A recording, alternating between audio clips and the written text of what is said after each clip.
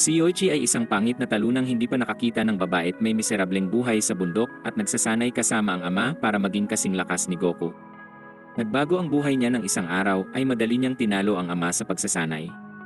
Nang mapagtanto ng amang wala nang maituturo, pinadala niya si Yoichi sa lungsod upang magsanay sa isang dojong puno ng magagandang babae para hindi sumalangit ng walang apo. Nagpasya naman si Yoiching bumuo ng harem doon at mamuhay ng masaya kasama ang mga babae. Sa sandaling yon, nakita ni Ibuki ang mensahe ng ama ni Yoiching nagbilin na alagaan ang uslak kaya pinaalam niya sa mga babae ang kanyang pagdating roon. Pagkarinig ng balita, tumutol si Ayaming manirahan kasama ang isang di kilalang lalaki dahil lang sa utos ng isang matandang di nila kaano-ano. Pero ang ibang babae ay walang problema at sinabing walang masamang mangyayari dahil madali lang dudurugin ni Ibuki si Yoichi kung susubukan niyang gumawa ng masama't napilitang sumang-ayon si Ayami. Di naglaon, dumating na si Yoichi sa lungsod, na tila isang batang unang beses na nakapunta sa amusement park pero napansin ng mga taong kakaiba dahil nakasuot siya ng kimono at may dalang espada. Bigla siyang nabangga sa ilang tambay na nagtangkang takutin siya, ngunit nang sipain ni Wasan ang espada ay sobra siyang nainis dahil insulto yon sa mga samurai. Bago pa maproseso ni Wasan ang nangyayari, winasiwas na ni Yoichi ang kanyang espada at pinalipad ito mula sa hangin nang galing sa ataking siyang kinagulat ng lahat dahil ang sanggano ay madaling tinalo ng mukhang lampa. Agad namang inaresto at pinusasan si Yoichi ng pulis dahil iligal ang magwasiwas ng espada sa publiko at paglaon sa istasyon ng pulis, nagpaliwanag si Yoichi na pagtanto nilang hindi naman pala siya masamang tao. Nang maalala niyang huli na siya sa pakikipagkita sa mga babae, tumakbo si Yoichi na parang isang kriminal sa isang laro, ngunit hindi na siya hinabol ng batugang pulis. Matagal nang naghihintay ang mga babae kaya nagpasya si Ayami at Chihayang mamili habang si Kagome ay nagpaalam para umihi. Samantala, napagtanto ni Yoiching nawawala siya at umakyat sa pinakamataas na palapag ng gusali para mas madali niyang makita ang mga babae. Ngunit dahil sa malas ay aksidente siyang napunta sa stall kung saan nagbibihis si Ayami, na lubos na kinagulat nito. Para hindi magka-eksena, tinakpan niya ang bibig nito, ngunit aksidente naman niyang nahawakan ang dibdib nito. Dahil sa galit ay tinadyakan siya nito sa maselang bahagi at nakawala bago magsimulang sumigaw na may nanghaharas, ngunit nang dumating ang mga pulis para arestuhin siya ay may nagnakaw naman sa isang matanda. Agad hinabol ni Yoichi ang magnanakaw tulad ng ginagawa ng mga bida sa mga shonen kung saan ang habulan ay nauwi sa library kung saan pinabagsak niya ang kriminal. Gayunpaman, sa kanyang pagmamadali ay aksidente niyang nabangga si Chihaya at nangudngud pa sa kanyang maselang bahagi. Pagkagising nito, bigla siyang nataranta at tinanong ni Chihaya kung masaya ba siya.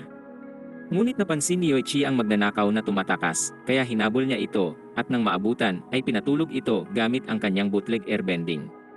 Pagkatapos, binalot niya ang magnanakaw na parang regalo at tumakbo. Di nagtagal, nainis siya dahil hindi niya makita ang mga babae, at nagsimula ng pagsisihan ang pag-alis sa bundok. Pero bago siya sumuko sa paghahanap sa kanila, nakita niya si Kagoming umiiyak dahil naligaw ito ng pabalik na mula sa banyo. Samantala, nang tagpuin ng mga babae si Ibuki, ay nag-alala siya kay Kagome at nagpasya siyang hanapin ito. Kasabay nito, inaliw ni Yoichi si Kagoming malungkot at sinabing hindi magagalit ang mga kapatid niya sa pagkawalat pinangakong dadalhin siya pabalik sa kanila. Di nagtagal, nakita nila si Ibuki sa itaas ng mall, ngunit biglang dumating ang mga pulis para arestuhin si Yoichi, kaya nagpaka-Spider-Man siya at ligtas na ibinigay si Kagome kay Ibuki. Gayunpaman, tumilapon siya palabas ng mall at napunta ang uslak sa treng dinala siya palayo sa mall. Paglaon, habang malungkot na nakatambay si Yoichi sa isang tulay dahil hindi niya nakita ang mga babae, ay bigla namang dumating si Ibuki at nagpakilala. Sinabi niyang siya ang acting instructor ng dojo, pero masyadong distracted si Yoichi sa pagtitig para marinig ito. Biglang lumitaw ang isang pulis at inaresto muli si Yoichi at pinaliwanag kay Ibuking nakatanggap sila ng maraming reklamo tungkol sa kanyang gulo sa mall. Dahil nakonsensya sa kabuluhang dinulot, nagdesisyon si Yoiching humingi ng tawad sa mga may-ari ng tindahan bago pumunta sa istasyon. Pagkatapos, pinalaya na siya ng mga pulis dahil wala namang galit na mga store clerk sa kanya at nagtungo na silang dalawa sa bahay. Pagdating nila roon, nagulat si Yoichi nang makita ang mga babaeng ginawa niya ng kung ano-anong bagay at ipinakilala ang sarili. Kinagabihan, nang magprotesta si Ayami tungkol sa pakikisama kay Yoichi dahil sa ginawa nito sa kanya sa mall, ay ipinaliwanag ni Ibuking marahil ay aksidente lang yon at tila mabait naman ito. Kinabukasan, habang ginagawa ang mga gawain ay nakita ni Ibuki si Yoiching nagsasanay sa dojo at humanga siya sa mga galaw nito.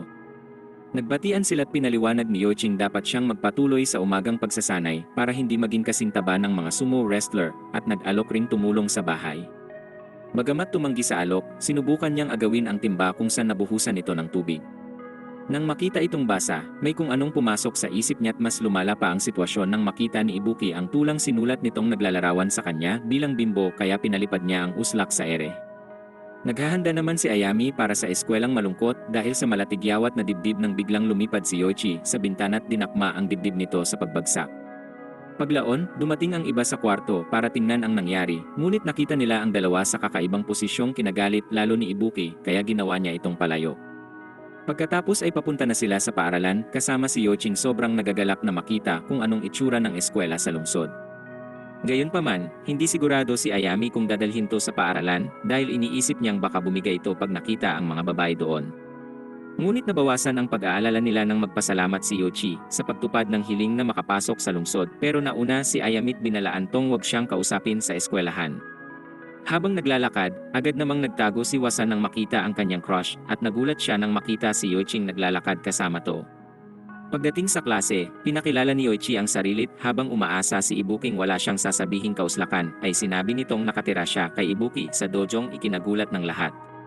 Nang marinig ito, biglang napatayo si Wasan at matapos magpatawa na parang payaso ay napansin niyang tumatawa si Ibuki at inisip niyang kinukutya siya nito dahil sa pagiging weirdo.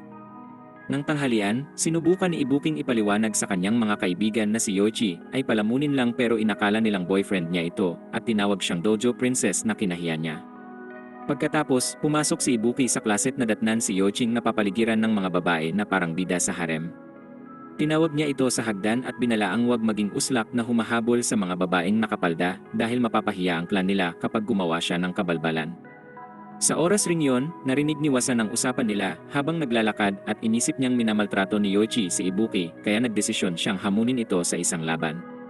Habang naghahanda silang maglaban sa courtyard, pinuri ni Yoichi ang kalmadong asal ni Wasan kumpara ng una silang magkita at nangako siyang bibigyan ito ng matindi. Agad sumugod si Wasan para suntukin siya ngunit nagmistulang cotton candy lang ito kay Yoichi at naghanda siyang umatake. Nang makita ito, sunod-sunod ang binitawan ni Wasan pero madali yung iniwasan ni Yoichi hanggang sa pabagsakin niya ito sa lupa. Pagkatapos, nilabas ni Wasan ang kanyang sandata para ibigay ang panapos kay Yoichi pero nakaiwas ito sa atake at agad na nakakontra at tuluyang pinatumba si Wasan. Habang umiiyak si Wasan sa pagkatalo, pinakalma siya ni Ibuki at binigyan ng panyo para sa sipon bago umalis kasama si Yoichi at doon pinangako ni Wasang ililigtas to sa toxic na relasyon. Paglaon ng makauwi sa bahay, nagkasakit naman si Yoichi at nagtipon ang mga babae para alagaan siya ngunit ininsulto siya ni Ayami dahil hindi niya kinaya ang buhay sa lungsod. Habang pinipigilan ni Ibuking magpatiwakal dahil sa pagiging mahina ay nagpa siya si Ayaming maghanda ng pagkain para sa kanya. Samantala, hinataw ni Ibuki si Yoichi para matauhan at natuwa siyang bumaba na ang lagnat nito kaya napagpasyahan niyang mamili para sa hapunan. Pag-alis niya, sinabi ni Yoichi kay Chihayang nagbibigay ito ng iba't ibang senyales at sinabing para tong siga na bipolar. Pinaliwanag ni Chihayang hindi niya sila pinapagalitan dahil sa galit kundi dahil iniwan sila ng kanilang mga magulang sa kanyang pangangalaga mula pagkabata kaya kailangan niyang maging mahigpit para protektahan sila. Nang marinig ito, napagtanto ni Yoiching naging uslak siya at sa parehong oras ay napagtanto rin ni Ibuking baka masyado siyang naging mahigpit kay Yoichi kung saan hindi pa rin ito sanay sa bagong kapaligiran kaya nagpa siya silang humingi ng tawad sa isa't isa kapag nagkita. Samantala, hindi maayos ang nangyayari kay Ayami sa kusina kung saan natuklasan niyang wala siyang silbi hanggang sa dumating si Kagumi at tinanong ang ginagawa niya. Agad lumipat si Ayami sa Chondery mode at tinangging nagluluto siya para kay Yoichi, ngunit nag-alok si Kagumi ng tulong at matapos ang ilang sandali ay natapos din niya ang pagkain. Pagdating ni Ayami sa silid ni Yoichi ay nadatnan niyang walang tao roon at nakita tong nakikipag-usap kay Chihaya sa labas. Dahil wala sa kama, pinagalitan siya ni Ibuki at sinabing nag-aalala sa kalagayan nito pero nang magkaroon ng kakaibang sandali ay nagtawanan na lang silang kinaselos ni Ayami. Tumakbo si Ayami sa silid na malungkot dahil sa kabila ng pagsisikap ay lagi siyang pangalawa kay Ibuki at lumala pa ang sitwasyon nang madapa ito pagpasok sa kanyang silid at tumilapon ang pagkain sa bintana. Swerte namang nasalo ni Yoichi ang pagkain, ngunit lumipad sa bintana at nang tingnan ni Ayami ay sinabi nitong ayos lang siya. Pagkatapos tikman ng pagkain, pinuri niya si Ayami sa kanyang paghahandang kinatuwa nito. Nang makita ang ngiti, nagulat si Yoichi dahil di pa ito nakitang masaya at sinabing mas maganda siya pag ganon ngunit sinipa siya nito sa mukha dahil na-trigger ang pagiging tsundere niya. Kinabukasan, dumating ang dalawang bimbo sa lungsod at nasasabik si Tsubasa roon dahil parang nasa loob siya ng mga nababasang mangga. Ngunit pinaalala sa kanya ng kasama niyang si Angela ang kanilang misyong talunin si Yoichi, at tuwang-tuwa siyang malalabas na ang Tsubami Benten style mula sa anino. Pero bago matapos ang litanya ay ginamit ni Tsubasa ang Naruto Substitution Jutsu at tumakas. Kinabukasan, habang naglilinis si Ibuki ng dojo kasama si Yoichi at Ayami ay sinabi niyang mas naging aktibo si Ayami sa mga gawain sa bahay dahil hindi yon karaniwan sa kanya.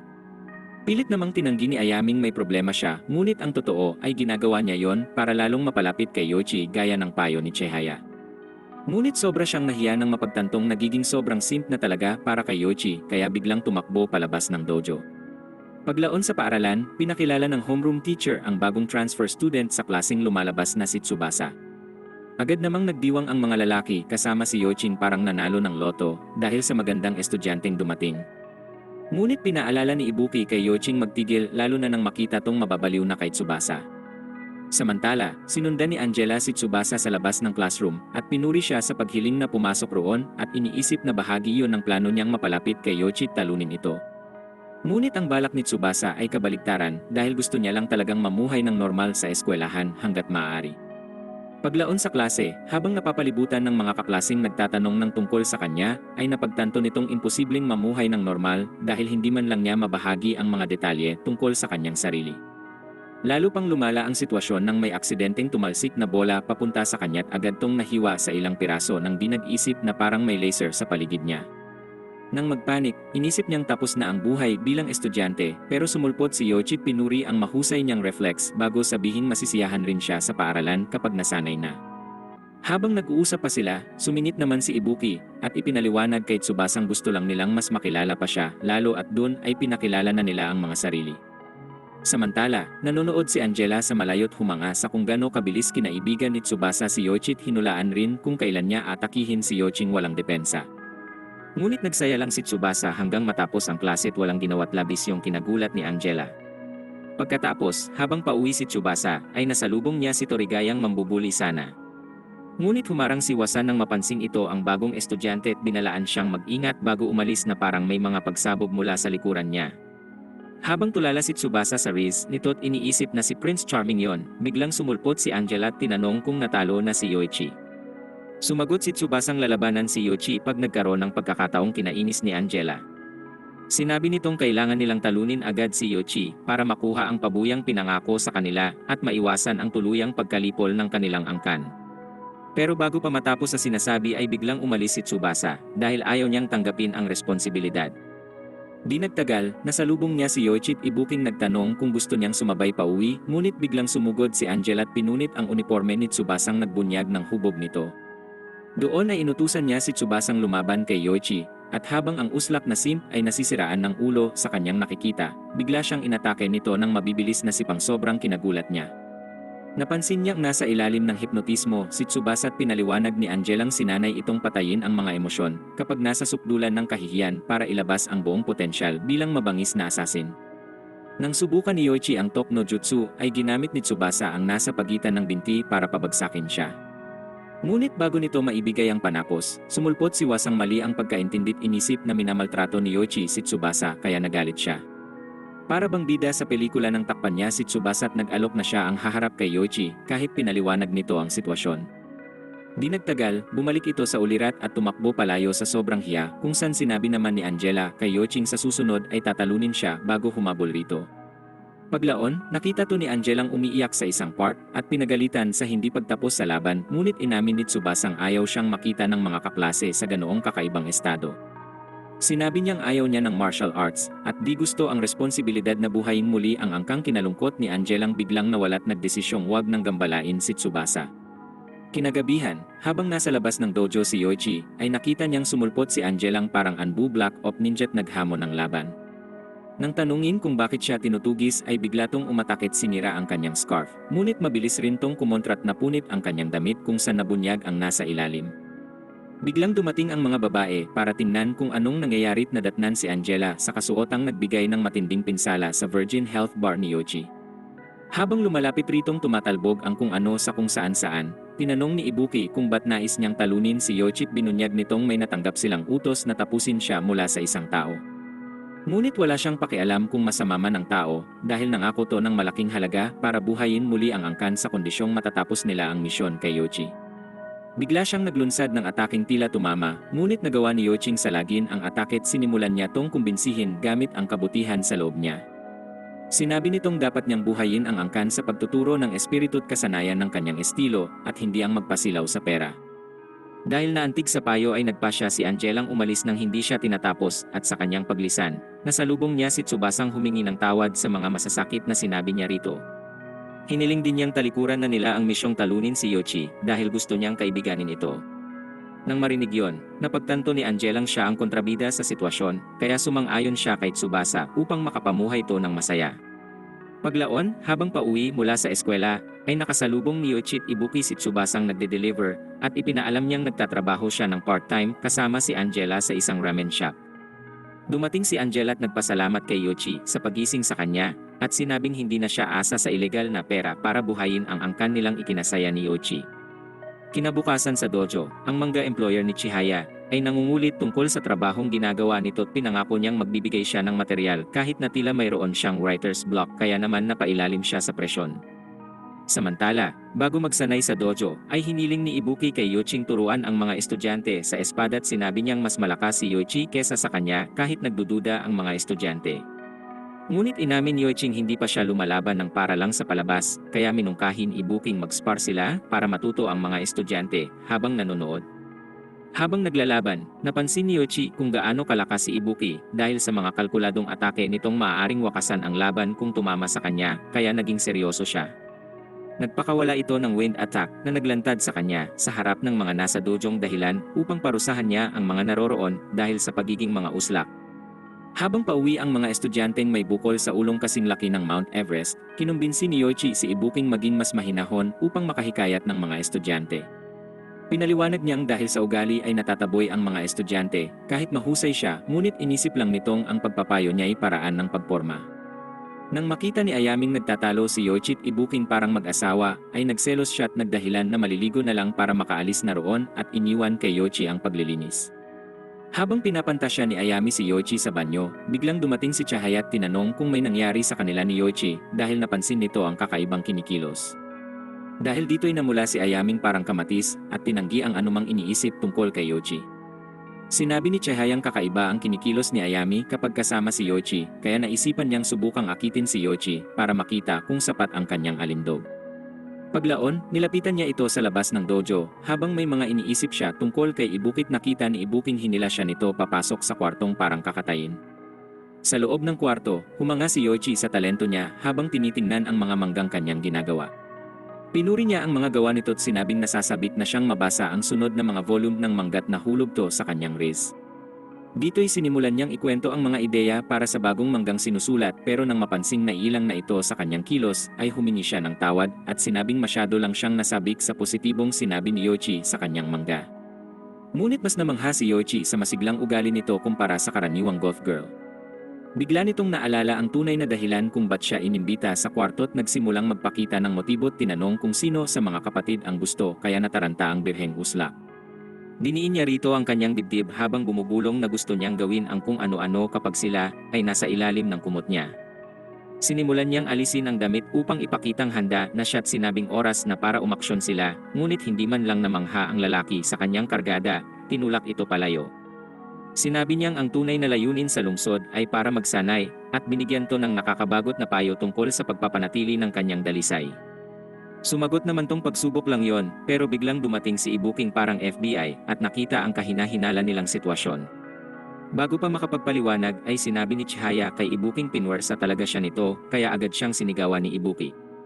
Pagkatapos, tinukso siya ni Chihaya dahil nagsiselos na baka may motibo ito't sinabing mukha silang magkasintahan, kaya naman natahimik ang dalawa sa kahihiyan. Binunyag ni Ibuking matagal-tagal na ring hindi naging masaya si Chihaya dahil pinagsasabay nito ang trabaho't eskwelang nagdudulot ng stress at nakakaapekto sa pakikisalamuha sa iba, ngunit tila sumigla ito dahil kay Yoichi. Samantala, sa paglabas ni Chihaya ay nasalubong niya si Ayaming tinanong kung sumagad siya kay Yoichi at sumagot si Chihayang masyado tong duwag para gawin ang kahit ano't sinabing dapat subukan rin ito ang swerte niya. Kinabukasan, pagdating ni Kagome sa bahay mula sa eskwela ay nakita niyang hinahabol ni Ibuki si Yoichi dahil nahawakan siya nito't bumangga kay Kagome kung saan sumama ang loob nito dahil nasira ang kanyang art project ng matamaan. Upang makabawi, inutusan ni Ibuki si Yoiching ihatid ang kwaderno ni Chihaya sa eskwela habang siya ay nag-ayos ng art project ni Kagome. Ginawa na ito ni Yoichi pagdating roon ay nagdesisyon siyang tapusin ang inutos ng walang gulo.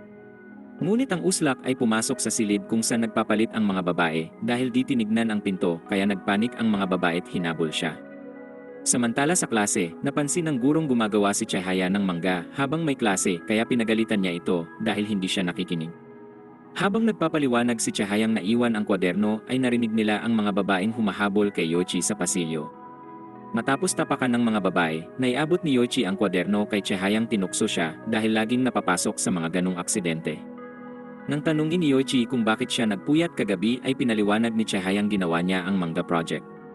Nang marinig ito, pinuri ni Yoichi si Chihaya sa kanyang trabaho't lumiwanag ang mukha nito habang sinasabing mahal niya ang paggawa noon bago bumalik sa klase. Samantala, tinutulungan ni Ibuki si Kagoming ayusin ang art piece at binanggit si Yoichi kay Kagome. Sinabi niyang ayos lang na maging pangunahing babae ni Yoichi kahit na pang-uslak ang ugali nito kaya naman natukoy ni Kagoming tuluyan na siyang nahulog sa race nito. Paglaon, habang paalis si Yoichi sa paaralan ay narinig niya ang ilang uslap na iniinsulto si Chihaya at tinutukso sa pagiging seryoso sa kanyang trabaho. Nang mapagtanto niyang baka may ginawa silang kung ano, agad siyang bumalik sa klase para tingnan kung kumusta ito, ngunit nakita niyang punit-punit ang kanyang manga manuscript. Gayunpaman, sinubukan niyang magpakitang matatag at sinabing kaya niyang gawin ulit yon at kasalanan naman niyang ginawa yon sa klase. Ngunit nang palabasin siya nito sa silid, narinig niya itong umiiyak sa nangyaring sobrang kinagalit ni Yoichi. Napilitan si Yoiching harapin ang mga bully sa labas ng paaralan at pinatumba niya ang mga ito dahil sa ginawa kay Chihaya. Binalaan niya silang huwag mang-abala ng ibang nagsiseryoso sa buhay dahil lang sa ayaw nilang makakita ng ibang nagsusumikap. Nakita naman ni Chihaya ang mga binugbog na talunan sa labas at napagtantong ginawa yon ni Yoichi para sa kanya. Kinagabihan, pinakita ni Chihaya ang natapos na manuscript sa lahat kung saan ang pangunahing tauhan ay minodelo kay Yoichi para magpasalamat sa kanya sa pagharap sa mga bully sa paaralan. Doon ay hinawakan niya ang kamay nito kaya nagselos si Ayami at Ibuki bago umalis. Kinabukasan, habang naglalakad si Ibuki kasama si Yoichi, ay tinanong niya kung nasanay na ito sa buhay sa paaralan at sumagot si Yoiching nag-adjust pa. Nilapitan naman sila ng mga first year at si Hinagatang nakikipagtagisan sa kagandahan ni Ibuki ay nagbigay sa kanya ng liham pero ang uslak ay inisip na imbitasyon yon sa isang duelo. Paglaon sa klase, binasa ni Ibuki ang liham na nag-aanyaya kay Yoichi sa date pero hindi niya alam kung ano ang date. Pagkatapos niyang ipaliwanag ang ibig sabihin sa kanya, ay natuwa ito nang malaman niyang may pagkakataon siyang makasama ang cute na babae at nagselos si Ibuki kaya umalis siya sa klaseng nainis. Habang naglalakad sa pasilyong galit dahil hindi nagsisimp si Yoichi sa kanya, maraming ideyang pumasok sa isip niya tungkol sa maaaring mangyari sa pagitan ni Yoichi at Hinagata. Agad siyang bumalik sa klase at inaya si Yoichi para sa date at sinabing gusto niyang ihanda ito sa date para hindi siya gumawa ng kauslakang sisira sa pangalan ng clan nila. Paglaon, napagtanto ni Ibuking tila kinakabahan siya habang naghahanda sa date at natakot siya nang biglang lumitaw si Ayami Kagome sa likod niyang nagtanong naman kung saan siya pupuntang parang modelo. Habang umaaktong kakaiba para maiwasan ang kanilang tanong ay naghinala naman silang may nangyayari. Pagkatapos, habang naglalakad si Ibuki at Yoichi sa lungsod ay napagtanto rin niyang hindi pa ito nalibot sa lugar mula nang dumating siya doon. Ngunit bago makapagtanong kung saan nais pumunta, ay nakita niyang nagiging katawa-tawa ito sa mga tao sa paligid at hinahamon ang lahat sa laban, kaya hinataw niya ito't hinila palayo. Paglaon sa mall, pumili siya ng mga kaswal na damit para dito pero hindi ito komportable't nagreklamong hindi siya makagalaw ng maayos roon. Ngunit sinabi niyang huwag tanggalin dahil ang lumang yukat at espada ay laging umaakit ng atensyon. Sunod niyang sinabi ritong bagay ang damit habang nakadikit ito ng sobra sa kanya, kaya naman ang lahat ng dugo niya ay naipon sa kung saan. Pagkatapos nito, natuwa siya sa ilang manika kung saan nagulat si Yoichi dahil umaakto itong parang bata kaya sinubukan niyang baguhin ang kanyang kilos. Sa parehong oras, habang namimili si Ayami kasama ang mga kaibigan ay nakita ng isa rito si Ibuking kasama si Yoichi.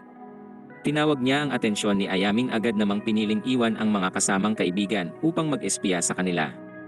Habang naglalaro sa bowling alley, naging nerbiyoso si Yoichi at Ibuki nang magkalapit sila ng sobra habang sinusubukan niya tong turuang mag-bowling. Dito'y nahulog nito ang bola sa paa niya at dahil sa sakit ay napasilip ang uslak sa ilalim ng palda ni Ibuki nang mapahiga siya sa lapag. Bilang tugon, binugbog siya nito at habang sinisermunan sila ng store manager para sa paglikha ng eksena ay pinapanood sila ni Ayami sa malayo. Nagtaka siya kung bakit sila masayang magkasama sa mall nang biglang dumating si Chihaya at Kagoming halos magbigay sa kanya ng atake sa puso. Nang tanungin kung bakit sila naroon, sumagot si Chihayang kumukuha siya ng ideya para sa mangga sa panonood ng date nila. Napaisip siya kung kailan naging malapit si Ibuki kay Yoichi at nagpa siya si Ayaming bumalik na sa kanyang mga kaibigan at sinabing ayaw niyang gambalain ang kanilang oras nang biglang makaramdam si Yoichi ng pagmamanman.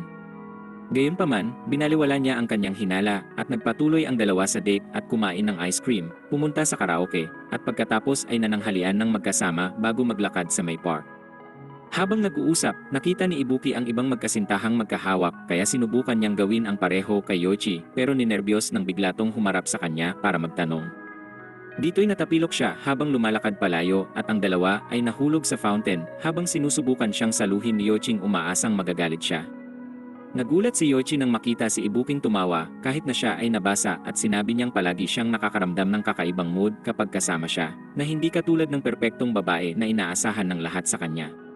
Bigla niyang binigay rito ang cute na manikang kanyang nagustuhan kanina at sinabing binili niya yon para sa kanya dahil napansin niyang talagang natuwa siya rito at siya'y sobrang sumaya. Ngunit ang kanyang kaligayahan ay nagwakas agad ng ipaalala sa kanyang ang buong araw nila ay practice date lang. Habang tumatakbo si Ibuking malungkot ay biglang dumating si Hinagata at tinanong si Yoichi kung ba't basa. Matapos ipaliwanag ang naging araw, tinanggihan niya ang hiling nitong makipag-date sa kanya at sinabing hindi nito naabot ang nararapat para maging bahagi ng kanyang harem. Biglang nagbago ang kanyang personalidad at binunyag na balak niyang tapusin to pag nagbaba siya ng depensa at pagkatapos ay naglabas ng mahaba't makapal na sandata mula sa kung saan para atakihin siya. Habang umiiwas sa mga atake ng sandata, nakita ni Yoichi ang pagkakataong makakontra, ngunit ang simp ay naging bato ng tumingin sa mga tutang mata ni Medusa at nabigyan siya ng malakas na tama. Samantala, isang grupo ng mga pangit ang lumapit kay Ibuki at nagsimulang insultuhin si Yoichi. Dahil galit pa rin sa naging sitwasyon nila ni Yoichi, hinawakan niya ang mga talunan at ginawang mga punching bag para mailabas ang kanyang inis. Sa parehong oras, nakuha ni Yoichi ang sandata kay Hinagata habang inilulunsad ang ultimate attack sa kanya. Dahil wala namang pagkakataon sa kanya, ginamit niya ang teknik upang punitin ang damit nito para man lang makasulyap kaya naman tumakbo ito palayo sa kahihiyan. Pagkatapos, tinawag niya si Chihaya at Kagome mula sa pinagtataguan at nang marinig nila ang sigaw ni Ibuking humihingi ng tulong ay nagmadali sila ngunit nagulat sila nang makitang pinabagsak na niya ang mabahong mga usla. Umuwi silang lahat ng magkasama kung saan nakahinga si Yoiching bumalik na ito sa normal na sarili. Kinagabihan, pinaalam ni Chihaya kay Ayaming ang date ni Yoichi at Ibuki ay practice lang kaya kumalma ito ngunit nagpanik pa rin siya nang mapagtantong nagpa-practice siya para sa isang tunay na date sa isa pang bimbo. Samantala, nakipagkita si Yoichi kay Ibuki upang pasalamatan siya sa pagsama sa kanya at nang dalhin nila sa labas ang pag-uusap, ibinunyag nitong tinanggihan niya ang hiling na date ni Hinagata. Sinabi nitong di niya naintindihan ang nararamdaman nito at ang mga date ay para sa mga taong nagmamahal sa sariling kinatuwa ni Ibuki. Habang pakiramdam niyang wala nang magkakagusto sa pangit niyang mukha at sinabing marahil papanaw siyang birhen, ay halos mabunyag nito ang nasa isip na gusto talaga siya. Pero sa halip, sinabi nitong may mga di tumitingin sa mukha at nagmamahal dahil sa personalidad. Kinabukasan sa paaralan, lutang sa mga iniisip si Wasang sinusubukang tukuyin ang pinakamagandang paraang ibalik ang panyo ni Ibuki at inisip na hindi ito mahuhulog sa kanya kung di niya yun gagawin. Sobrang nakatuon siya sa gawain yon at hindi niya napansin nang subukang kunin nito rigaya ang panyo at hindi niya sadyang mapatalsik ito sa pasilyo. Habang naglalakad sa paaralan at nakukonsensya sa nangyari, nakita niya si Ibuking hinahabol si Yoichi dahil nagkaroon ito ng kung ano habang tinitingnan ang modelong hubot-hubad sa art class. Pero nang subukan niyang ibigay ang panyo, ay tinamaan siya sa ataking para sana kay Yoichi. Pagkatapos, habang ginagamot ng nurse ang mga sugat sa infirmary, nagkaroon si Wasan ng ideyang ilagay ang panyo sa locker, kasama ng liham, upang ipahayag ang nararamdaman para sa kanya at nag-alala naman ang nurse dahil bigla siyang tumawa ng malakas na parang baliw. Habang pabalik si Yoichi at Ibuki sa klase, natagpuan nila ang liham sa locker ni Yoiching nag-aaya sa kanya sa rooftop. Sa parehong oras, naghihintay si Wasan para kay Ibuki at iniisip ang mga mabuting ginawa sa kanya noong lahat ay tinuring siyang basura, kaya nahulog siya rito. Dito'y bigla niyang narinig na may lumapit at inaasahan niyang si Ibuki yon. Lumingon siyang may malaking ngiti sa kanyang mukha, ngunit agad ring nawala ang kanyang kasiyahan nang makitang hawak ni Yoichi ang liham. Nang mapagtantong nalagay niya ang liham sa maling locker, nagpasya siyang ituloy ang plano't sabihin na lang kay Yoichi ang nararamdaman kay Ibuki. Ngunit bago magawa yon, pinutol siya ni Yoichi at sinabing ang kanyang atensyon kay Ibuki ay tila paraan ng paghiling na magsanay ng martial arts sa dojo. Habang sinusubukan tong linawin ay biglang lumitaw si Ibuki sa likod ni Yoichi at inaya si Wasang sumali sa dojo at ang pangalawang ulo ang nangunat tinanggap ang imbitasyon ng di pinag-isipan. Pagkatapos, sa kanilang pag-uwi ay sinabi ni Ibuki kay Yoichi medyo kakaibang si Wasan ay dumaan pa sa ganon para lang hilingin sa kanyang ibigay ang panyo nito't inisip ni Yoichi paraan na yon ng pag-aayos ng di pagkakasundo. Nang sabihin ni Yoichi kung gaano siya kasaya sa mas masiglang dojo, sinabi ni Ibuking ayaw niya noong walang laman ang dojo at ang pagdating ni Yoichi ay nagbigay ng buhay dito. Dooy halos mawalan na naman ng kontrol ang uslap ng ito ay ngumiti sa kanya. Samantala, sa malayong lugar ay may kakaibang taong nagtatago ng pagkakakilanlan ang nakipagkita sa isang bootleg kenpachi. Bahagi ito ng clan na karibal nila Yoichi at inupahan siya para tapusin ito at sinabing siya ay kahihiyan sa mga estilo ng martial arts dahil sa pagpapakita ng mga skill sa publiko. Ngunit nang elok nito ang bayad para sa serbisyo ay sinunog ng uslap ang tumpok ng pera at sinabing gagawing pataba sa lupa si Yoichi ng libre. Paglaon, pumunta si Wasan at tapat niyang tagasunod sa dojo para sa kanilang unang pagsasanay kasama si Ibuki. Habang nakatayo sila sa entrada, tinanong ni Torigaya kung bakit bigla siyang naging interesado sa martial arts, kung saan na-trigger ito't bumulyaw sa kanya. Di nagtagal, isang grupo ng mga bata ang dumating at sinabi ni Musashing umalis kung di nila balak pumasok sa dojo. Tinawag na mabahong matanda si Wasang, nilipat naman ang galit sa kanya. Nang si Torigaya ay malapit nang makipag-away sa mga 8 taong gulang, ay nagpakita si Ibuki sa kanyang samurai outfit na nagpasabik kay Wasan. Habang tinatanggap ang mga baguhan sa dojo, pinaliwanag niya sa ibang batang si Torigaya at Wasan ay kanyang mga kaibigang labis namang nagpasaya sa uslak. Ngunit nang pumasok sila sa dojo para sa mga leksyon, nanlumo si Wasan nang ipaalam sa kanya ni Ibuking si Yoichi ang hahawak ng pagsasanay ng mga bagong estudyante. Sa pagsasanay, hindi makatuon si Wasan dahil lagi niyang tinitignan ang kung ano kay Ibuki, kaya ginamit ni Yoichi ang mukha niya bilang palayok upang hindi madistract. Sinabi niyang dapat nitong sanayin ang isipang manatiling nakatuon kasama ng katawan, at kahit umiyak si Wasan sa sakit ay sinabi ni Yoichi tigilan ang kalampahan. Nang si Wasan ay malapit nang pumalag sa galit, kinumusta ni Ibuki ang pagsasanay, agad natunaw ang galit ni Wasang parang yelo sa tag-init at siya ay nasabik na ipagpatuloy ang pagsasanay nang sabihin nitong galingan. Di nagtagal, sumama si Chihaya at Kagome sa dojo at nakilala nila si Torigaya at nagpakilala sila bilang mga kapatid ni Ibuking. Kinagulat niya dahil inakala nitong si Ayami lang ang tanging kapatid nito. Dumating si Ayami mula sa paaralan, ngunit nagulat siya nang makitang walang tao sa bahay at natagpuan si Yoichi nagmamakaawa habang pinapagalitan ni Ibuki dahil masyadong pinahirapan si Wasan. Pagkatapos, sinubukan niya tong aluin dahil sa masasakit na nasabi sa kanya at nagselos si Ayami sa kung gaano siya kalapit kay Yoichi, kaya nagmadali siya sa kanyang kwarto. Nang bumalik sila sa pagsasanay, sinabi ni Yoichi kay Wasang tuturuan ito ng tamang pagwasiwas ng espadang nagmumula sa lakas ng braso. Inisip ni Torigayang sapat na ang pagsasanay ni Wasan sa boxing upang malaktawan na ang pagsasanay na yon, pero pinaliwanag ni Yoichi ang muscle training para sa sword fighting ay hindi kapareho ng pagsasanay sa boxing. Minungkahi niyang magsimula sa push-ups, at sa simula ay nag-atubili si Wasang sundin ang kanyang utos, ngunit binago niya ang kanyang isip nang sabihin ni Ibuking sundin niya ito. Nagulat si Wasan nang sabihin ni Yoichi sasamahan siya dahil napagtanto niyang isa rin siyang estudyante ng martial arts matapos siyang pagsabihan ni Ibuki. Hindi pa rin siya angkop magturo sa iba, ngunit iniisip ni Wasang gusto lang magyabang ni Yoichi sa mga babae sa paligid. Paglaon, nagising si Ayami mula sa tunog ng pagsasanay at nagdesisyong tingnan kung ano ang nangyayari sa dojo kung saan nakita silang gumagawa ng Asta level push-ups. Pagdating sa 400 push-ups, sumuko na si Wasan, pero sinabi ni Yoichi gagawin niya ang 1,000 push-ups dahil sa pagtrato dito kanina. Nagulat si Wasang nagpa siyang magpatuloy upang hindi siya magmukhang mahina sa mga babae. Samantala, nagpasya si Kagoming maghanda ng pagkain para sa lahat at sumama si Chihaya sa kusina at sinabing tila maingay ang dojo sa kung anong dahilan. Pinunto rin niyang naging masigla ang lahat ng mga bagay mula nang dumating si Yoichi, ngunit tumaas ang lahat ng gasto sa bahay. Pagkatapos, tinikman niya ang kakaibang inumin at sinabing gusto niya ng mas makapal at nagpatuloy sa pagtulong kay Kagome. Sa dojo, halos malapit nang mapunta si Wasan sa liwanag habang nahihirapan sa bawat push-up, pero tinapos ni Yoichi ang araw nang maabot nila ang tinakdang layuning 1,000 push-ups at namangha ang lahat. Habang ang lahat ay pinupuri sila, sumali si Chihaya at Kagome sa dojo upang maghain ng hapunan. Habang nagsasaya ang lahat sa kanilang pagkain ng magkakasama, sinabi ni Yoichi kay Ayaming nasasabik siyang magkaroon ng ganoong kasiyahan, kasama ang maraming tao. Sinabi niya ring masaya siyang sumama sila doon sa dojo kung saan nagpanik na naman ito. Paglaon, habang nasa isang pribadong isla, ay sinabi ni Chihaya kay Ibuking hindi talaga siya makapaniwalang nanalo sila sa biyahe sa isla mula sa kanilang sinalihan. Habang nag-uusap ay nagpasalamat naman si Angela at Tsubasa sa pagsama sa kanila. Bagaman iniisip ni Tsubasang perpektong pagkakataon yun para sa beach date kay Wasan, ang kanyang pag-asang magkaroon ng kung ano rito ay nawasak ng ihayag ni Ibuking di siya dumating. Ang mas malala pa, sinabi ni Angelang ang gym session habang dumaranas ng sakit ay talagang nakakatulong. Dumating naman si Yoiching parang apprentice ng mga flasher, na kinagulat ng mga babait habang humahanga si Angela sa katawan nito ay nagsimula ring mag-init ang uslak. Habang pinipilit ni Ibuki si Yoiching magsuot ng tama, ay nagmamasid naman ang bootleg Anbu mula sa isang barkong malapit sa isla. Dito niya binunyag na set up ang biyahe nila sa isla bilang bahagi ng planong ipadala si Yoichi sa Titanic gamit ang Mizunagi Brothers.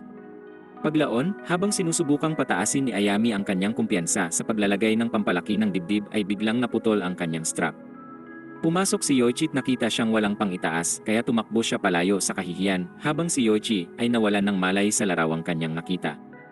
Di nagtagal, sa beach ay hinahabol naman ni Yoichi si Ayami para ibalik ang naiwan ng magpadala ang Mizunagi Brothers ng ibon upang atakihin si Yoichi.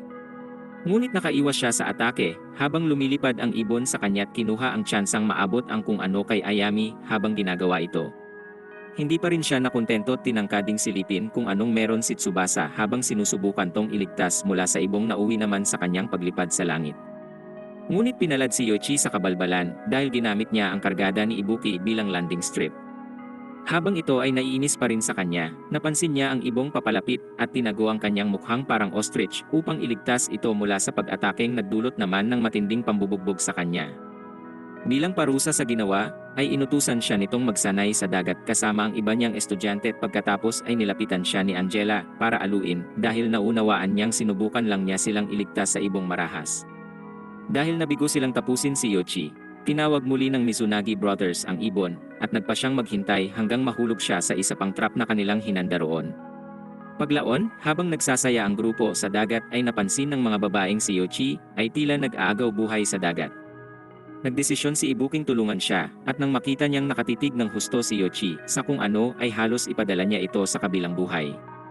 Pagkatapos, napansin ng lahat na tila hindi komportable si Kagome nang imbitahan siya ng lahat na lumangoy at nang hikayatin siya ni Musashing sumali, nabanggit niya ang pagtanggi nitong lumahok sa mga P-class sa paaralan kaya nag-alala si Ibuki. Habang sinubukan siya nitong hilahin sa tubig, nagkaroon sila ng argumento at nainis nang tawagin siyang walang silbi at tumakbo siya papunta sa kabubatan.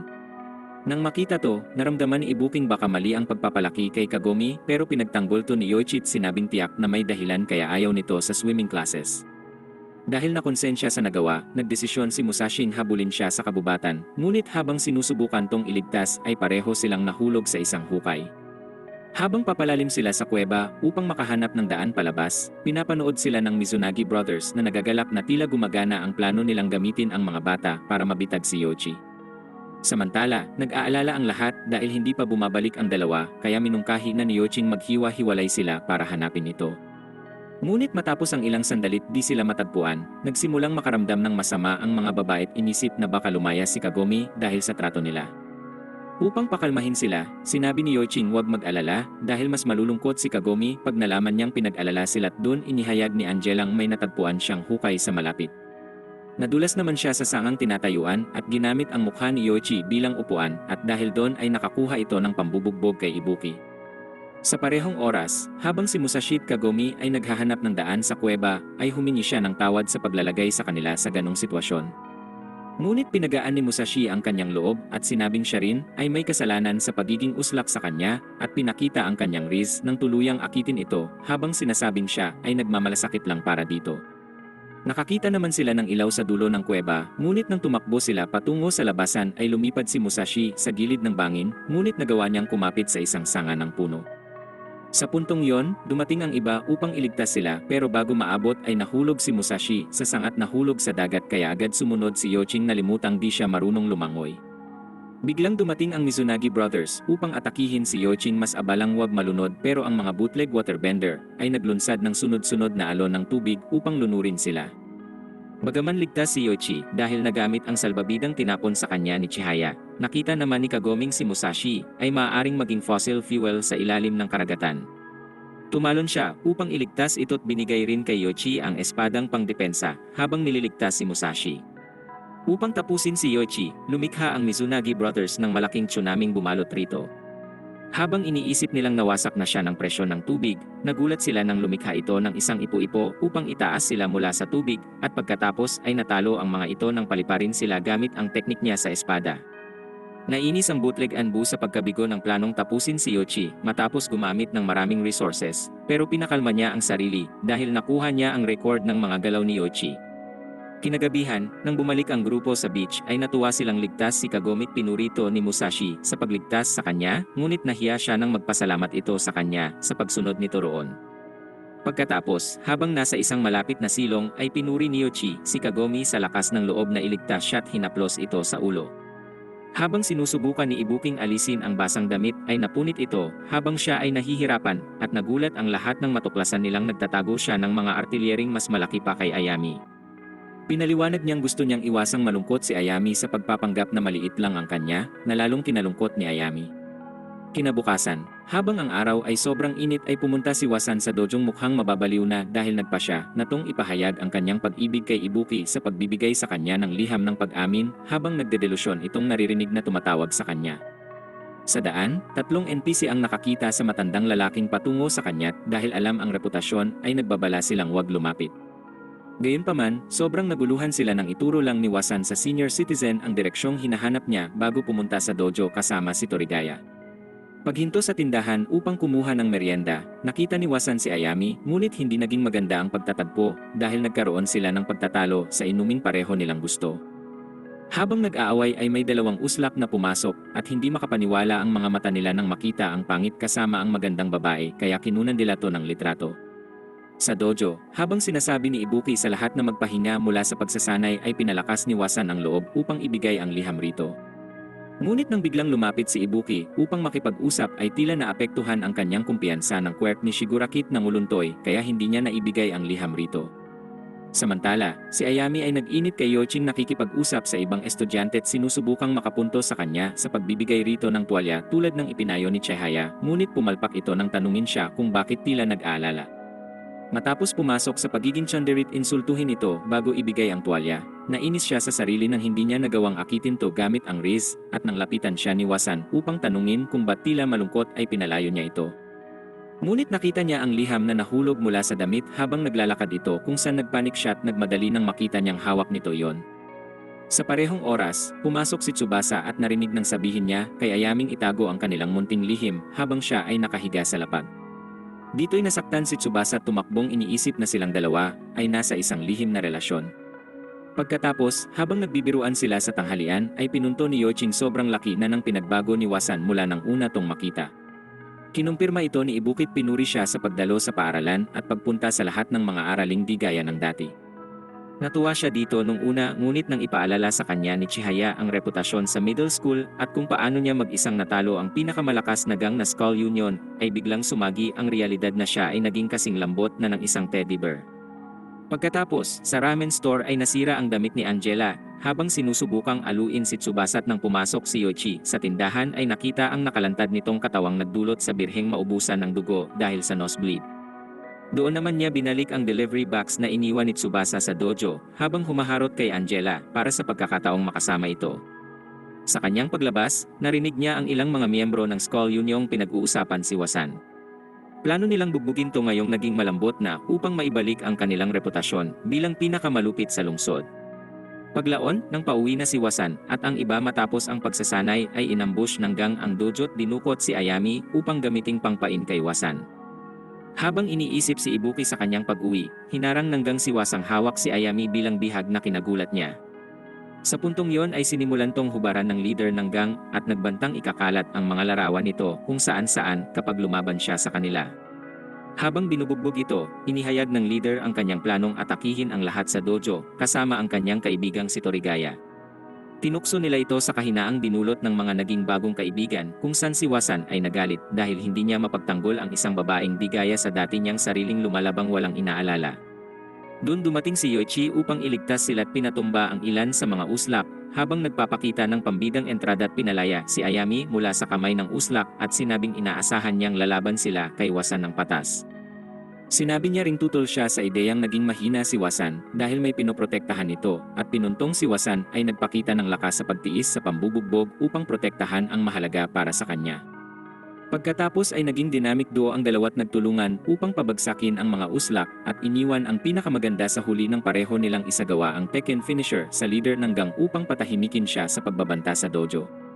Sinabi ni Yoichi kay Wasang humanga siya sa pag-aalay nito ng sarili para protektahan ang kaibigan, ngunit habang papalapit si Wasan upang makipag-ayos kay Yoichi ay dumating si Ibuki at sinimulang bugbugin si Yoichi nang makita si Ayami sa kakaibang posisyon. Na-trigger naman si Wasan dahil inisip niyang humaharot si Yoichi kay Ibuki at tumakbo siya sa galit.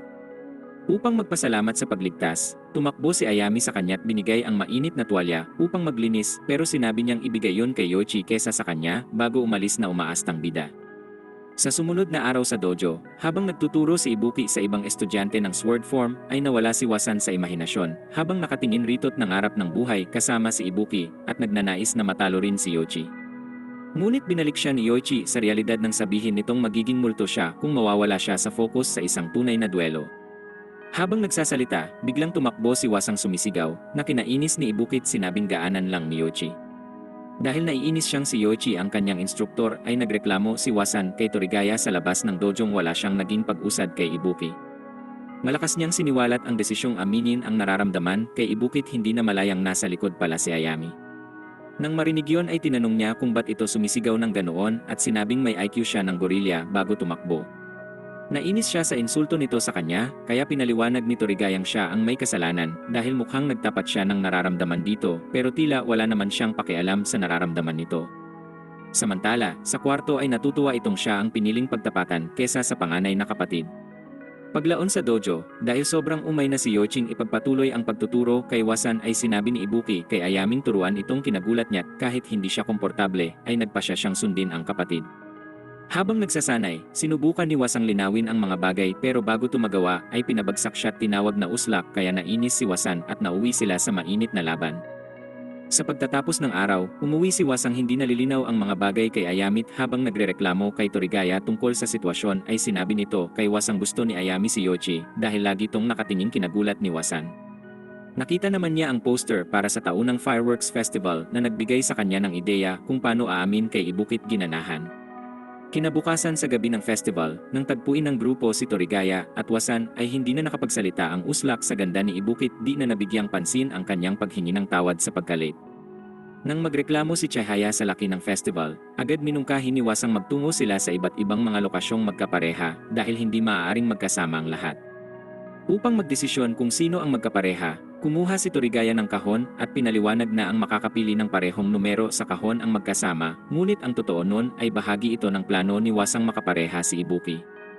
Ngunit sinira ni Torigaya ang plano at si Wasan ay nauwi kay Ayami habang si Ibuki naman ay kay Yoichi kaya na-trigger ito at tinukso siya ni Ayami sa kabiguang dayain ang bunutan.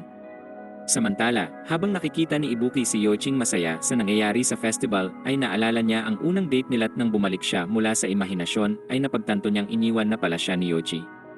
Habang nag-ikot si Yoichi sa iba't ibang tindahan, inatake siya ng bootleg Anbu pero naiwasan niya ito at binalik ang sandata sa nagulat na uslak. Pagkatapos ay pinakilala ni Yoichi ang sarili at sinabing siya ay martial artist na nasa lungsod para magsanay.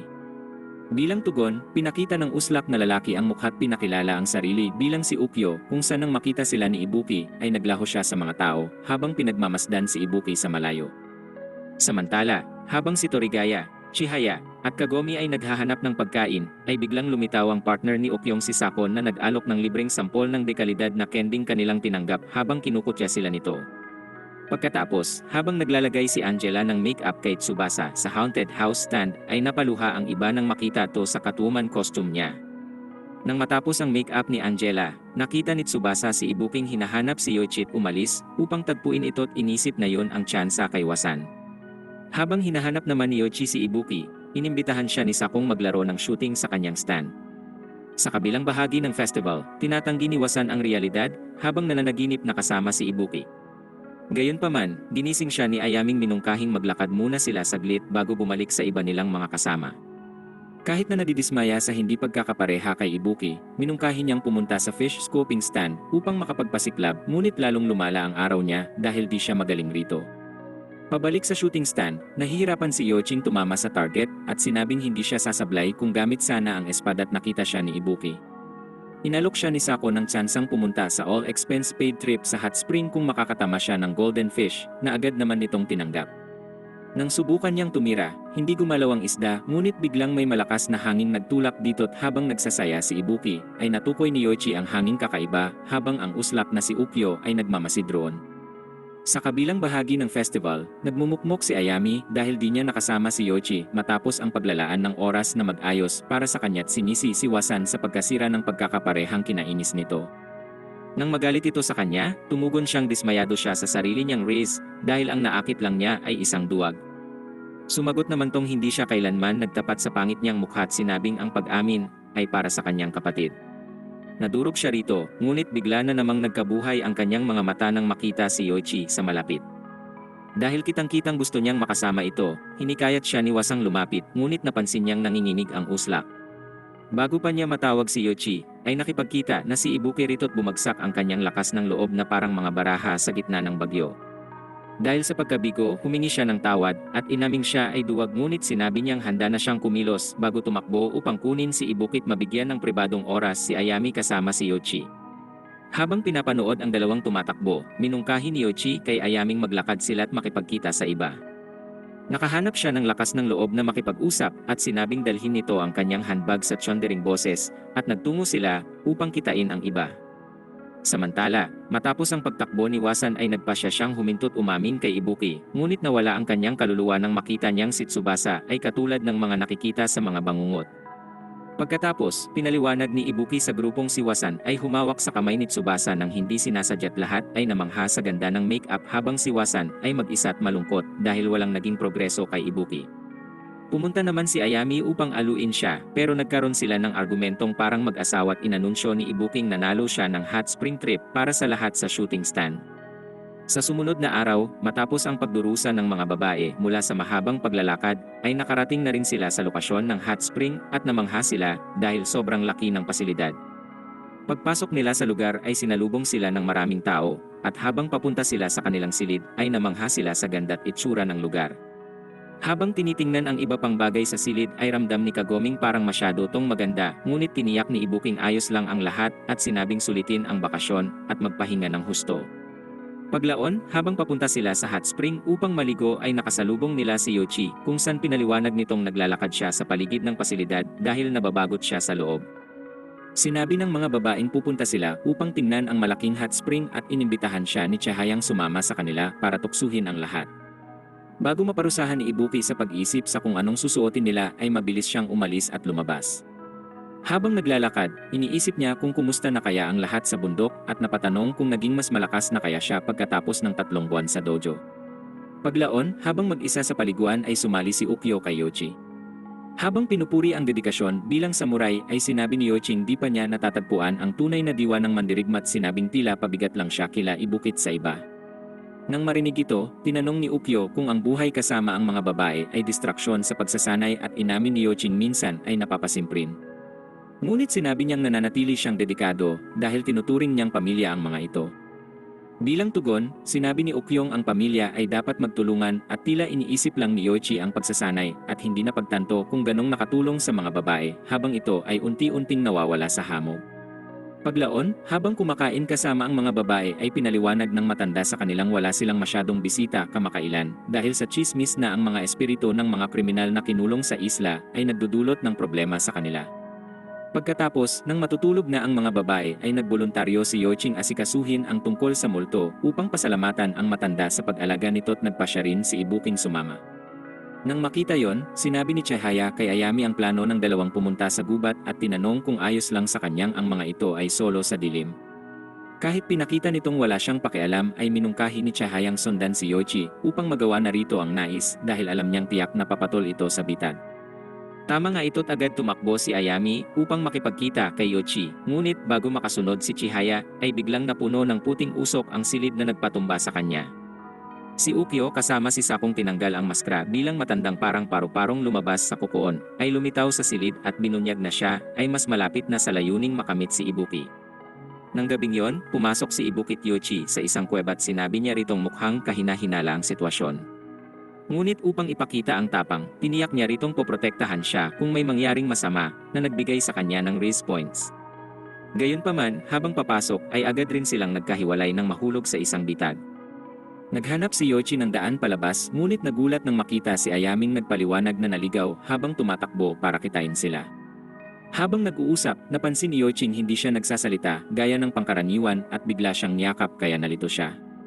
Pinigilan niya ang sarili sa kung ano pero nilagay nito ang kamay niya sa kanyang dibdib upang akitin ang birhen. Sinabi niya ritong nais gawin ang mga bagay na hindi maaaring banggitin at pagkatapos ay tinulak siya sa lupa't nagsimulang maglaho ang kanyang mga damit. Samantala, nang magising si Ibuki ay nakita niya si Ukyong nakikipag-usap na parabang matagal ng kakilala. Kahit nang subukan nitong ipaliwanag na sila ay magkaibigan nung bata pa, ay hindi pa rin maalala ni Ibuki kaya naman nanlumo ang usla. Nang tanungin kung nakita ba si Yoichi ay pinakita nito sa kanyang nakahiga ito kasama si Ayami sa kakaibang posisyong kinagulat niya. Pagkatapos ay sinabi niyang maaari itong umiyak sa kanya kung nasaktan sa pagtataksil ni Yoichi, ngunit sinabi niyang hindi kailanman gagawa ng ganong klaseng kabalbalan si Ayami. Habang sinusubukan niyang kumbinsihin ito, tinulak ni Yoichi ang impostor at sinabing si Ayami ay masyadong mahiyain para gumawa ng ganon at ang kanyang dibdib ay mas maliit kesa sa impostor. Nang mapagtantong nabigo ang kanilang plano ay sumenya si Ukyo kay Sakon para sa plan B at pinakawalan ang gas na nagpatulog kay Ibuki. Nang subukan ni Yoiching hawakan to, napagtanto niyang hindi siya makagalaw at si Ukyo ay nagpatuloy sa pagdala kay Ibuki at binunyag kay Yoiching siya ang leader ng Sapphire Style Clan.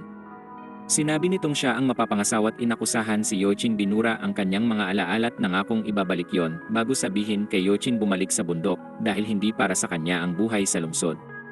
Pagkaalis kasama si Ibuki, sumigaw si Yoiching hindi niya hahayaang dalhin ito kaya sinabi ni Ukyong maghihintay sila sa inn bago umalis ng kasama siya. Paglaon, nahirapan si Yoiching makabalik sa inn at natagpuan ang lugar na walang tao't biglang inambush ni Hinagata. Habang umiiwas sa atake, nagpadala si Ukyo ng mga tauhan kay Yoichi nang ako ng malaking gantimpala sa tatapos rito. Ngunit madali niyang natalo ang mga ito at hinabol si Ukyo sa aquarium ng pasilidad kung saan sinalakay siya ng Fish Brothers. Matapos silang matalo, nagpatuloy siya sa pagtugis at nakita si Chihaya at Kagoming nakahiga sa ilalim ng silong ngunit bago pa makalapit ay sinalakay siya ng grupo ng mga bootleg ninja. Nang ang bootleg Kenpachi ay malapit na siyang ipadala sa kabilang buhay ay biglang dumating si Ayami ngunit masyado siyang mahina para makatayo't sinabi niyang tumakas na kasama ang mga babae. Nagalit ito sa sinabi niya at nagbigay si Ayami ng litanyang parang si Erwin Smith at sinabi sa kanyang huwag sumuko kung saan nagbigay naman ito sa kanya ng sapat na adrenalin at lakas para makatayong muli. Habang pinapasalamatan to sa pagsasabi ng katotohanan, ginantimpalaan niya ito ng libreng masahe sa kung saan, ngunit tila na-trigger na naman ito sa kanya't nauwi sa paghataw rito bago umalis at gisingin ang ibang mga babae. Matapos talunin ang mga uslak, pumunta sila kung nasan si Ibuki pero nagulat sila nang magtanong to kung sino sila. Sa sumunod na araw, dumating sila sa bahay at napansin ng lahat na hindi kumikilos ng normal si Ibuki. Pagpasok sa dojo ay tinanong ni Ibuki kung nasan ang mga magulang dahil inaasahan niyang babati ito kaya sinabi ni Ayaming ang mga magulang ay nasa paglalakbay upang magsanay. Agad niyang nakita si Yoiching may espada at bigla siyang umatake at tinapon ito sa dingding na parang wrecking ball. Sinabi niyang siya ay 4 na taong gulang at bihasa sa martial arts kaya nag-alala ang lahat dahil kumikilos siyang parang bata mula nang matagpuan nila ito sa hot spring. Paglaon, habang hinahanap ni Ibuki ang mga magulang sa bahay, ay napagtanto nilang maaaring nawalan siya ng alaala dahil sa mga gamot na binigay ni Ukyo. Iniisip nilang dalhin na ito sa Arkham Asylum nang tawagin niya si Ayami Chihaya, ngunit tumanggitong maniwalang sila ang mga kapatid nang nakita sila't sinabing ang kanyang mga kapatid ay mas maliit. Ang mas malala ay habang kinukumbinsi siya ni Ayaming sila ang pamilya, ay sinabi nitong dalawa lang ang kapatid niya. Tumitig ito kay Kagoming walang emosyon habang sinasabing hindi niya ito kilala kaya sobrang nasaktan ang bata at tumakbo palayo. Nagalit si Ayami rito pero pinakalma siya ni Chihaya at sinabing si Kagomi ay hindi pa pinanganak nung si Ibuki ay 4 na taong gulang pa lang at dahil sa pakikitungo sa kanya ay tumakbo si Ibuking umiiyak. Kinagabihan, nakita ni Yoichi si Ibuking umiiyak sa labas at sinubukang tiyakin na ang mga babae ay kanyang mga kapatid at sinabing di sila mga skinwalker. Ngunit sinabi nitong di niya sila maalalang lahat at lalong-lalo na ang batang si Kagome. Para pasayahin siya, sinabi ni Yoiching balang araw ay maaalala niya sila at minungkahing bumalik sila sa bahay ng magkasama. Pagdating sa bahay, naramdaman ni Ayamin parang tinaga siya sa puso nang makita niyang hawak ni Yoichi ang kamay ni Ibuki. Upang mabasag ang katahimikan ay sinabi ni Chihayang maghapunan sila ng magkasama. Kinagabihan, nakipagkita si Ayami kay Yoichi habang natutulog ang mga babae at humingi ng tawad sa pag-iwan niya kay Ibuki. Ngunit sinabi niyang di yun problema at di siya makapaniwala na si Ibuki ay sobrang uslak nung siya'y maliit. Nang tanungin kung alam niyang si Ukyo ang mapapangasawa nito ay sumagot siyang di yun nabanggit ng ama nila. Ngunit pakiramdam ni Yoiching totoo ang sinabi ni Ukyo at balak niyang hanapin sila Ukyo at Sakon upang mabalik si Ibuki sa normal. Habang nag-uusap, tinanong ni Ayami ang plano niya kung magpapakasal si Ibuki at Ukyo at habang iniisip ang sagot ay halos magpahayag na ito ng damdamin sa kanya. Ngunit nagpa siya tong matulog na lang at iniwan ang uslak sa labas. Sa sumunod na araw, habang nagsasanay ay napansin ng mga estudyanteng parang bata si Ibuki nang patumbahin si Musashing di nag-atubili. Sa pagtatapos ng araw, nang umuwi na ang mga estudyante ay bumalik si Yoichi at nakita si Chihayang pinipigilan si Ayaming saktan si Ibuki dahil sa tinapon nitong gunting. Upang mapakalma, sinabi ni Yoichi kay Ibuking humingi ng tawad kay Ayami ngunit tumanggi siya at nagulat nang bumuhos ang luha niya at nagtanong kung sino sila. Biglang dumating si Ukyo at Sakon sa pinto at agad sumugod si Yoichi sa kanya at tinanong kung anong ginawa kay Ibuki. Paglaon, nang kumalma si Yoichi ay umamin si Sakong binigyan si Ibuki ng gamot na nag-alis ng kanyang alaala at sinabing di ibibigay ang lunas kung isusuplong ang kapatid. Pinaliwanag ni Ukyong binigay lang ang nais ni Ibuki, na balikan ang yugto kung kailan siya tunay na masaya. Kahit pa hindi naniwala ang mga babae sa sinabi nila, napagtanto nilang maaari talagang nais ni Ibuking maging bata ulit upang maiwasan ang responsibilidad sa pag-aalaga sa dojo. Minungkahi ni Ukyong dalhin si Ibuki palayo sa bahay dahil parang pabigat ito sa kanila at sinabing aalagaan niya ito bilang kanyang mapapangasawa. Nang sabihin ni Ayaming hindi niya alam na may pakakasalan si Ibuki ay sumagot tong yun ay sa pagitan lang nila. Upang lubos na makumbinsi, sinabi ni Ukyong siya ang magiging responsable sa kanila habang kasama nila si Ibuki at nag-alok ng mga maid at butler upang alagaan sila na sobrang nakatukso sa mga babae.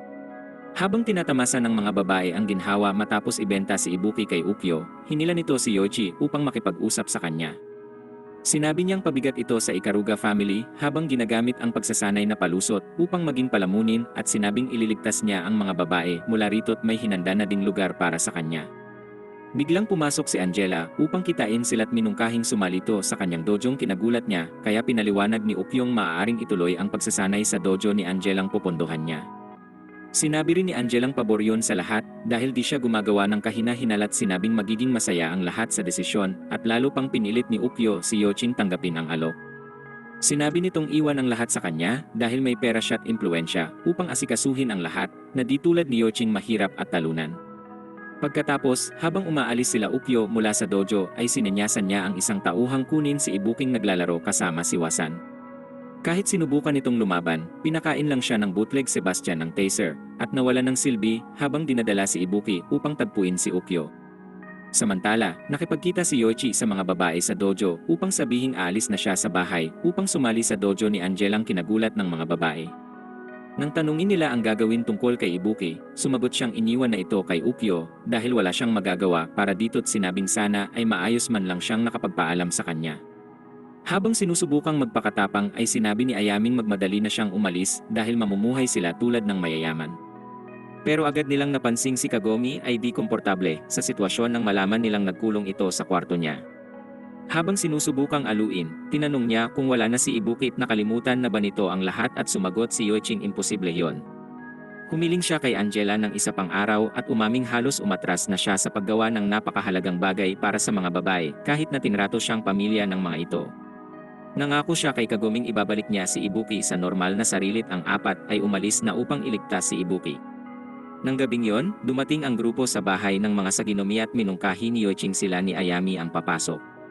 Ngunit di pumayag ang iba't sinabi ni Chihayang mas dadali ang pagligtas kay Ibuki kung lahat ay magtutulungan at nang pumasok na ang mga ito ay nakita sila ni Sakon.